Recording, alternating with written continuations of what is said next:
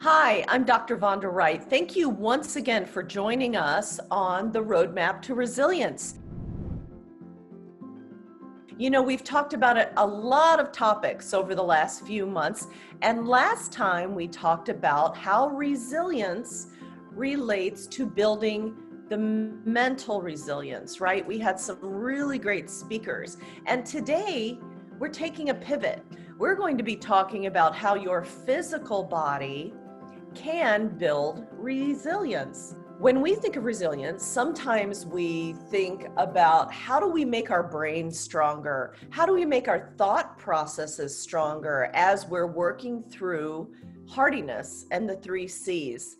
But what people don't realize is that our physical body is connected to our brains, and that oftentimes by moving our physical bodies, we can actually build a better brain.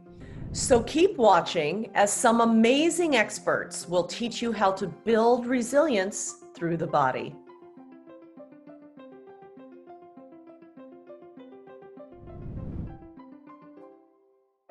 We're born with the capacity for a stress response.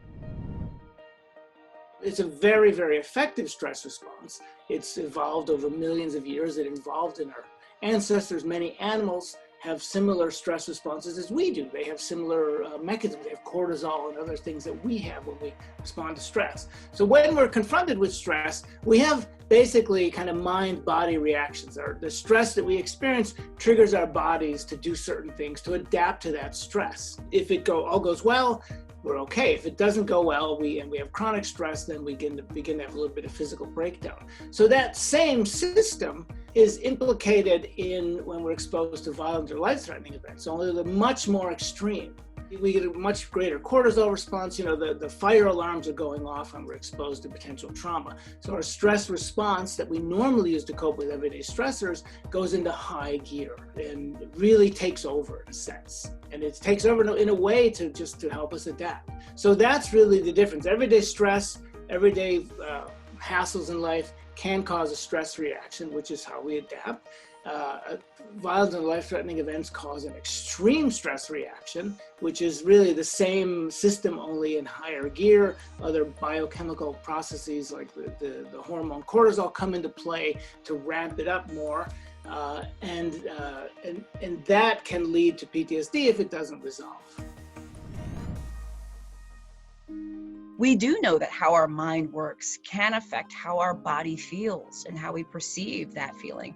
So am I seeing this tangibly in my office? Absolutely. Have I had patients where I've been concerned that their physical symptoms may be perhaps even more of a manifestation of how they're feeling in their mind than anything else? Yes. And do I have these conversations? I do. Stress inoculation is about training our bodies to be okay feeling a little bit of that physiologic arousal at times where we are in control. So for example, the Navy SEALs will do a lot of stress inoculation where they'll practice going into war zones that are all of their own making, where they're, these training scenarios where they can practice inoculating themselves with what it feels like to have their adrenaline rush and what it feels like to have their thoughts start to ask, oh, what if?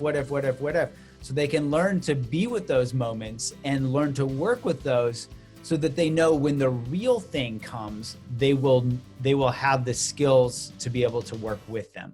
So the real connection between stress inoculation and physical challenge is that when we get stressed, when we have this physiologic arousal, we start to feel our heart racing. We start to breathe fast naturally. We have all of these physiologic changes that happen that basically put us into this fight or flight mode.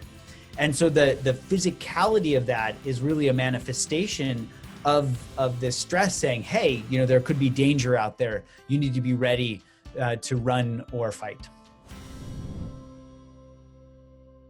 What does resilience look like? Right, to you in your physical body? Could it mean that, I'm stronger and I won't get injured? Yes, but resilience and working out is so empowering, and they mesh together. So if you feel strong and you have a goal that you can reach and you achieve it with your physical body, just everything kind of, your life is just better. If you take care of you, your life, everything just trickles down, and you can show up and be the best person for yourself and the best person for like your partner, your spouse, your children, and you're resilient together. Yoga has helped me with my resilience because I had a teacher once tell me that your yoga mat is much like a mirror for your life. How you approach yoga is how you approach life. So if you're going into a posture and it's just not working out, don't give up.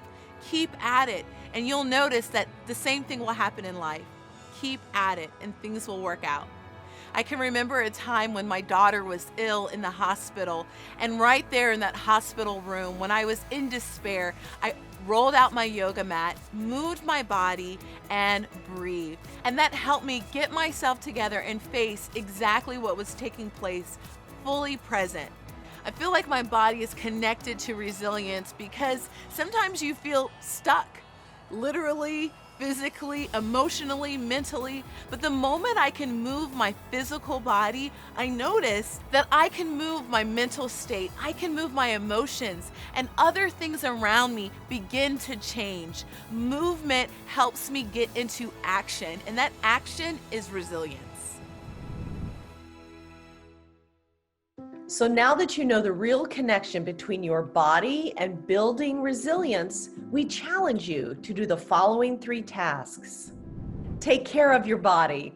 You are going to love this homework because it feels so good. Self-care is critical for building resilience. When you feel better in your body, you're just going to feel better mentally. You're more focused and less anxious. This month, help your body, help your mind by getting a massage, or maybe a scalp or foot rub, and commit to regular workouts, even if it's just a daily 15-minute walk or a gentle stretch. Notice your breathing.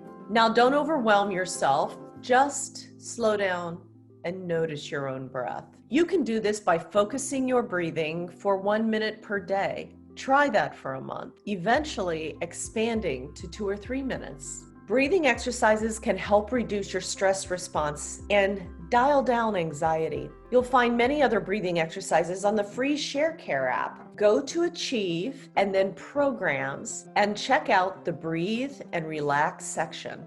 Be present in your body. Ask yourself, what am I feeling in my body right now? Ask yourself often, especially when you're anxious or stressed. Simply pause and think, where in my body am I feeling this? Maybe it's in your shoulders or your stomach or your head. Try to identify what your body's experiencing. Sometimes we need to turn our attention away from the mental tension and soothe the physical feelings first. You may find that doing this releases the stress altogether. Thank you so much for once again joining us for our Roadmap to Resilience. If you have any questions, please post them below, and make sure you not only share this, but subscribe to the ShareCare YouTube channel so you do not miss any of our classes. We'll see you next time.